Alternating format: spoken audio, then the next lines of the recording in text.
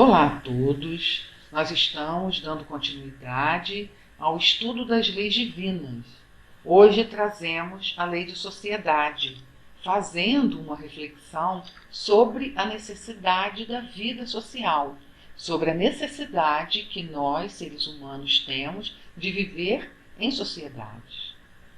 Mas antes de iniciarmos o nosso estudo, pedimos ao nosso Mestre Jesus, aos nossos mentores, à nossa querida Dona Ivone Pereira, a sua assistência amiga e misericordiosa para todos nós, nos ajudando a compreender as verdades evangélicas que nos serão transmitidas. Bem, então nós vamos ver, em primeiro lugar, o significado da palavra sociedade, não é? É o conjunto de pessoas que compartilham propósitos, que compartilham gostos, preocupações e costumes e que interagem entre si, constituindo uma comunidade, formando uma comunidade através desse conjunto de pessoas. E, por sua vez, a comunidade, né, é um agrupamento de pessoas unidas pelo mesmo fim, que se relacionam pela amizade, pelo desejo de justiça, por um vínculo afetivo. Essa comunidade vai passar a existir a partir dos lares, né? Porque o menor grupo social que nós conhecemos é o lar, é a família. A família é a célula máter da sociedade. É o principal meio social humano. É onde o homem nasce e vive a sua vida. Aí, na família, está sendo preparado aquele que mais tarde vai para a escola, vai para a universidade, para o trabalho, para a convivência em sociedade, né? A vida social está na natureza. Deus fez o homem para viver em sociedade. Livro dos Espíritos, questão 766. Muito importante esse esclarecimento que os Espíritos nos fazem. Eles dizem o seguinte: Deus não deu inutilmente ao homem a palavra e todas as outras faculdades necessárias à vida de relação. Ou seja, tudo isso que nós temos, a nossa inteligência, todas as nossas condições, né, de falar, de comunicação, é para melhorar, é para facilitar o nosso contato, para nos ajudar a criar pontes de relacionamentos, né, de respeito pelo próximo, porque é através da convivência que nós vamos nos desenvolver mutuamente, né?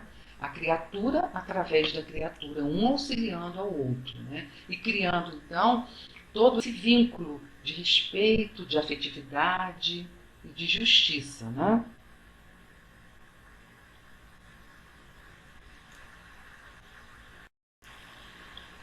O homem é inquestionavelmente um ser gregário. Ele foi organizado pela emoção para viver em sociedade, para a vida em sociedade. A vivência cristã se caracteriza pelo clima de convivência social num regime de fraternidade, onde todos se ajudam e se socorrem, né? Dirimindo, né? Auxiliando a resolver dificuldades e ajudando a resolver também problemas, sempre um auxiliando ao outro.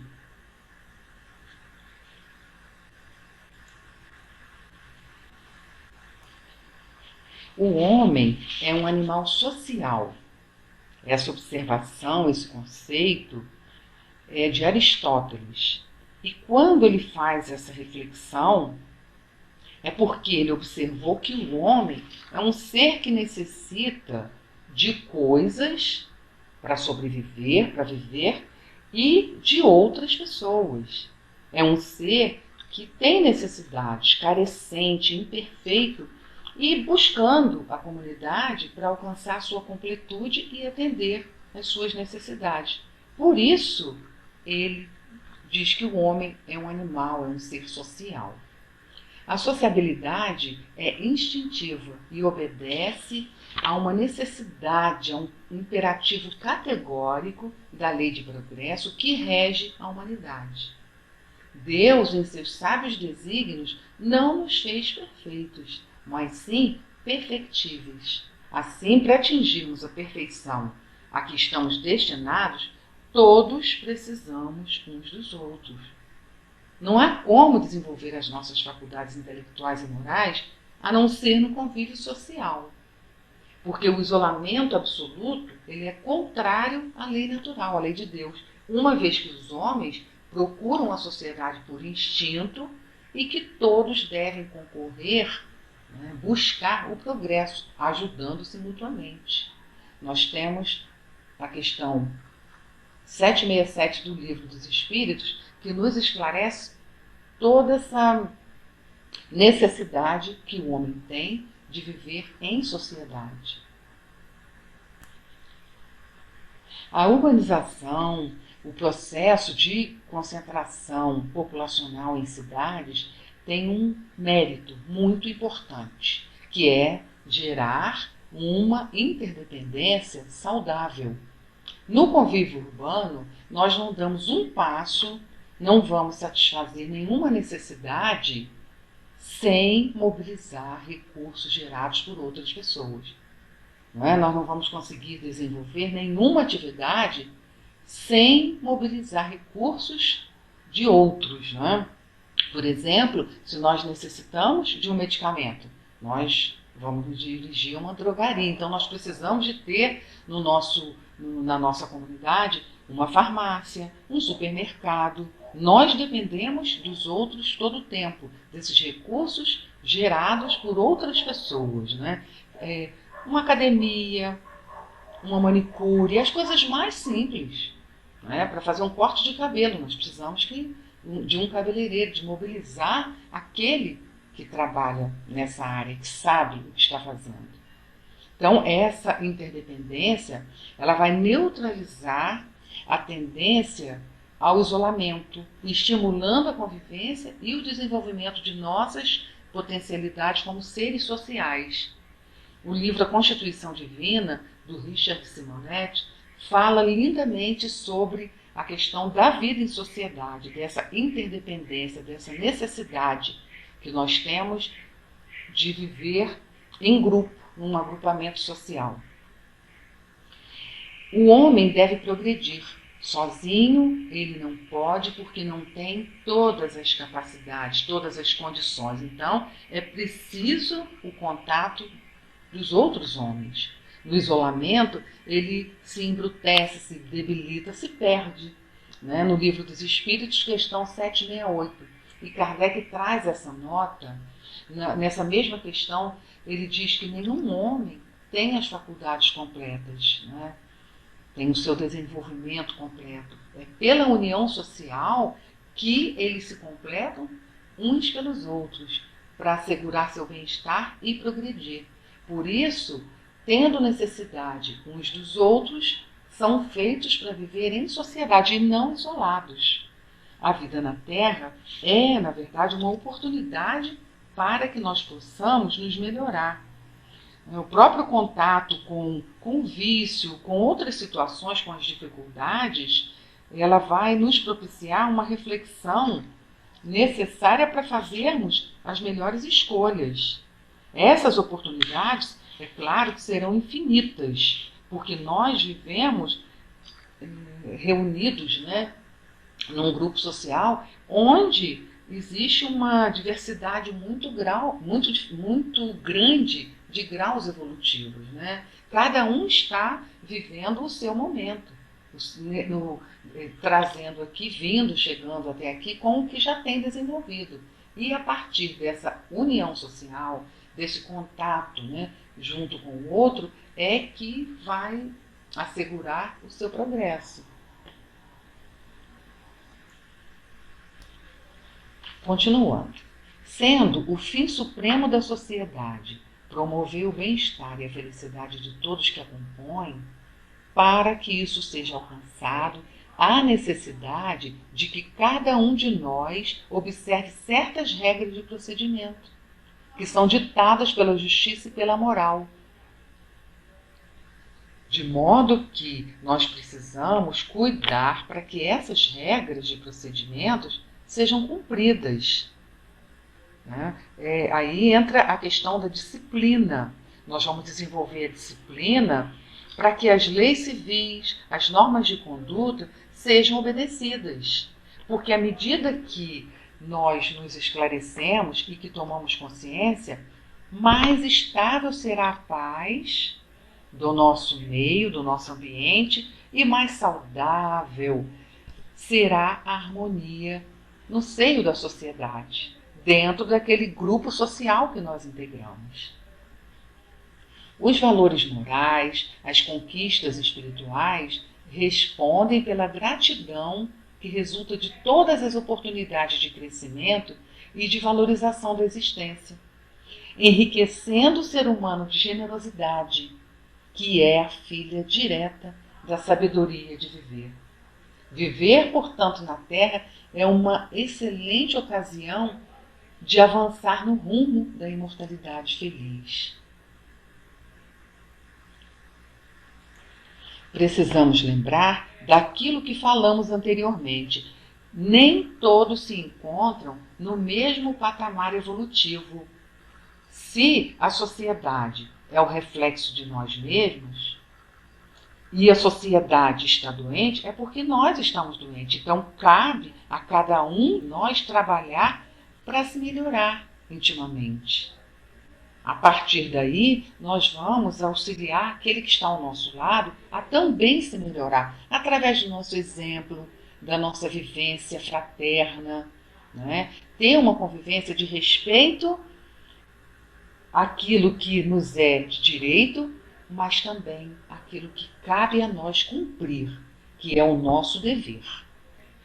Bem, nesses slides agora, nós vamos refletir aqui exatamente no oposto à vida em sociedade, né? Nós vamos aqui refletir sobre o isolamento, sobre a reclusão absoluta, sobre o voto de silêncio, que foram questões levadas por Allan Kardec aos espíritos, né, que auxiliaram na codificação. Aqui nós nos reportamos ao Livro dos Espíritos. Essas questões iniciais nós vamos aqui nos reportar a questão 769 a 770. E aí ele questiona, né, aos espíritos que concebe-se como princípio geral que a vida social esteja na natureza. Então, por que o gosto pelo isolamento absoluto seria condenável se o homem encontra aí a sua satisfação? E eles esclarecem que essa satisfação que o homem tem por estar isolado, afastado da sociedade, é uma satisfação egoística, porque Deus não pode ter por agradável uma vida pela qual se condena a não ser útil a ninguém. E ele fica isolado lá num canto vivendo a vida dele, mas não auxilia ninguém. Isso aí não é agradável a Deus. Esse comportamento é totalmente egoísta. E ele continua, né? E que pensar dos homens que vivem na reclusão absoluta para fugir ao contato pernicioso do mundo? Ou seja, ele quer se proteger, ele não quer se colocar em risco.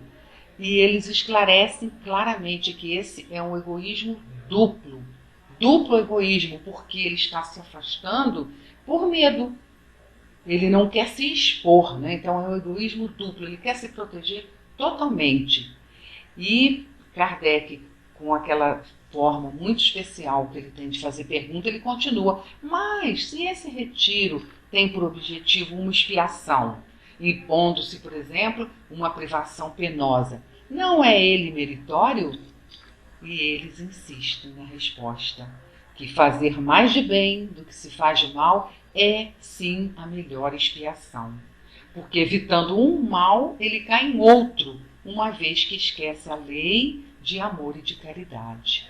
Então ele se afastou somente por egoísmo para que ele pudesse se proteger, não correr risco, não é? Então, sempre a nossa melhoria vai estar ligada ao fato de fazermos mais de bem do que se faz de mal. Essa, sim, é a melhor expiação que nós podemos nos expor. Nessa questão, nós já temos uma pergunta que remete ao afastamento da sociedade, mas numa situação um pouco diferente. Vamos observar aqui a pergunta. Que pensar daqueles que fogem do mundo para se votar ao alívio dos infelizes, né? Para ajudar aqueles necessitados? E a resposta é o seguinte: estes se elevam se rebaixando.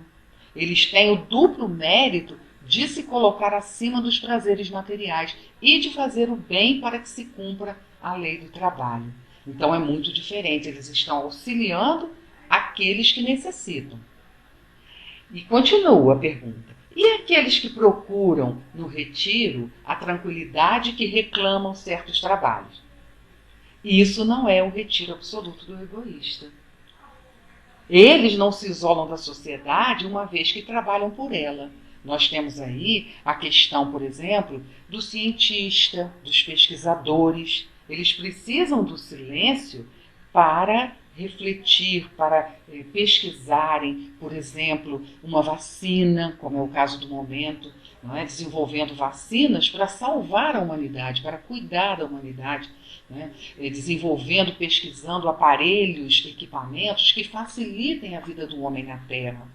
Então, esses aí, eles, na verdade, eles estão trabalhando para a sociedade, pela sociedade. Então, eles não estão isolados por essa razão. Estão isolados porque precisam da calma, da tranquilidade para ajudar ao próximo. Bom, a próxima questão, Livro dos Espíritos, questão 772. Que pensar do voto de silêncio prescrito por certas seitas desde a mais alta antiguidade? E eu já vou no final da resposta. O voto de silêncio é uma tolice. Os espíritos esclarecem a Kardec com muita segurança, com muita determinação, que o voto de silêncio é uma tolice. Né? E eles, no início, aí eu vou voltar para o início da resposta deles. Perguntais antes se a palavra está na natureza e por que Deus a deu. Lembra que nós falamos no início que Deus não deu inutilmente ao homem a palavra, a inteligência. Deu para que ele fizesse um bom uso dela. E aí Deus condena o abuso e não o uso das faculdades que concedeu. Entretanto, o silêncio é útil, porque no silêncio te concentras, teu espírito torna-se mais livre e pode então entrar em comunicação espiritual. Mas o voto de silêncio absoluto é uma tolice.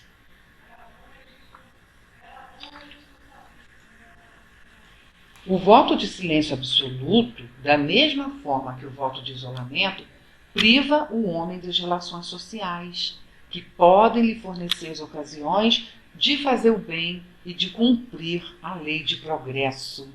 Nota de Kardec na mesma questão anterior do Livro dos Espíritos, a 772. Então, o voto de silêncio absoluto é uma tolice. Porque a vida de relação, a vida de contato com o próximo, é uma oportunidade de desenvolvimento para os dois lados, né?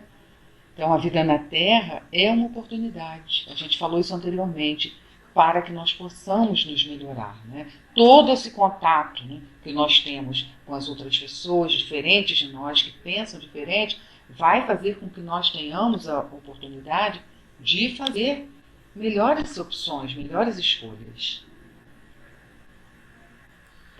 O cristianismo possui o extraordinário objetivo de criar uma sociedade equilibrada, na qual todos os seus membros sejam solidários entre si.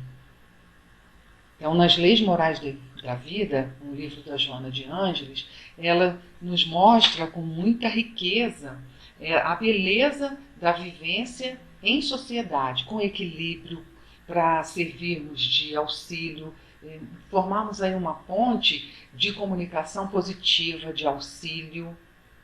Viver o Cristo é também conviver com o próximo, aceitando-o conforme as suas imperfeições, sem nos tornarmos um fiscal ou com a pretensão de corrigi-lo. Antes, sim, acompanhando com bondade, inspirando esse próximo, esse nosso vizinho, nosso familiar, ou amigo no trabalho, ao despertamento e à mudança de conduta. Então nós vamos aí, sem sermos um fiscal, sem termos a pretensão de corrigir a vida do outro, nos colocarmos como um modelo, como um exemplo de melhor caminho a seguir. Né? Nem todos que se encontram ao nosso lado, essa é uma coisa importante que nós precisamos ter em mente. Nem todos que se encontram ao nosso lado estão vibrando na mesma faixa que nós, ou têm a mesma compreensão.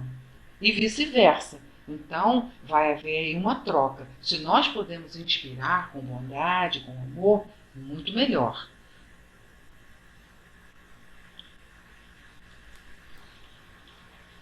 Para chegarmos a Deus, para progredirmos, precisamos conviver com um grupo de pessoas que trazem uma ideia totalitária da diversidade humana. Então, em uma encarnação só, não convivemos com todos os tipos de pessoas. Por isso, nós precisamos de múltiplas existências. E vamos aí acumulando essas experiências. A finalidade do homem viver em sociedade, a reencarnação do homem na Terra, é para que haja uma troca constante e incessante de conhecimentos, né? Possibilitando a cada um, com a sua condição, com aquilo que já aprendeu até ali, com as características que possui, possa contribuir para o todo. Né? É nessa troca, na convivência com o semelhante e com os diferentes, que nós vamos aprender, tanto no aspecto intelectual quanto no aspecto moral. Porque sozinho, isolados, o homem não cresce, não aprende. Sem o contato social, dificilmente o espírito poderia progredir. Por isso, precisamos de múltiplas existências. A reforma social de alguém inspira confiança, gera simpatia, modifica o meio e renova os semelhantes com quem cada um se afina. Portanto, o isolamento, a pretexto de servir ao bem, não passa de uma experiência onde o egoísmo predomina. Longe da luta que faz heróis e constrói os santos da abnegação e da caridade. Então é no dia a dia, é no contato com o próximo, com as dificuldades que vamos enfrentar, exatamente pela questão que falamos anteriormente, das diferentes posições que estamos vivendo, da experiência que carregamos em nós, que trazemos, é que nós vamos conseguir construir essa ponte de auxílio ao próximo e, em primeiro lugar, auxílio a nós mesmos. Se te enganam ou te traem, se te censuram, ama-os mais, porque são os mais carecentes de socorro e amor do que supões. Se conseguires conviver pacificamente com os amigos difíceis e fazê-los companheiros, terás logrado êxito, porquanto Jesus em teu coração estará sempre refletido no trato, no intercâmbio social com os que te buscam e com os quais ascendes na direção de Deus. Reforçamos aqui a necessidade que temos, né, que é individual, cada um de nós, cada um trabalhar para se melhorar intimamente. Então, ascender, né, subir, elevar, porque aquele que se eleva vai estar auxiliando ao próximo, aquele que está ao seu lado, como modelo, dando condição, dando possibilidade de que o outro também prossiga. Para que numa progressão, essa melhoria possa alcançar aqueles de nossa convivência e progressivamente toda a humanidade. Então, a boa ordem na sociedade depende das virtudes humanas.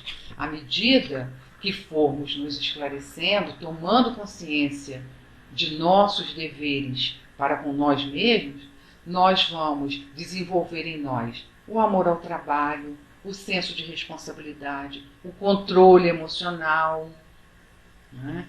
E para com a comunidade de que nós somos integrantes, né, fazemos parte, nós vamos desenvolver a cortesia, o desprendimento, a generosidade, a gentileza, a honradez, a lealdade, a tolerância, cumprindo tudo isso aí à risca. Menores e menos frequentes vão se tornando os atritos, os conflitos que nos atingem. E aí mais estável será a paz e muito melhor será a harmonia que deve reinar no seio da sociedade, naquele ambiente onde nós vivemos, onde nós fazemos parte. Finalizamos então o nosso estudo agradecidos, né, por nos sentirmos felizes, por compreender as leis do nosso Pai Maior, né, por nos esforçarmos para compreender as leis de Deus. Porque se nós conseguirmos amar e respeitar as leis do nosso Criador, nós seremos felizes e faremos felizes aqueles que estão ao nosso redor. Nós vamos deixar aqui, finalizando esse estudo, as palavras de Paulo, que está em Hebreus 10, 16. Porei minhas leis em seus corações e as escreverei em seus entendimentos. Muita paz a todos, pedindo ao nosso Mestre Jesus que possamos modificar os nossos hábitos, aprimorar os nossos sentimentos, melhorar de forma geral os nossos olhares, as nossas palavras, para que possamos exercer a fraternidade, amar e servir, estudar e aprender incessantemente, como nos recomendou o nosso irmão Martins Peralva no livro Estudando a Mediunidade. Muito obrigada, um forte abraço a todos. Pedimos ao nosso Mestre Jesus que envolva todos nós com a sua luz e com o seu amor.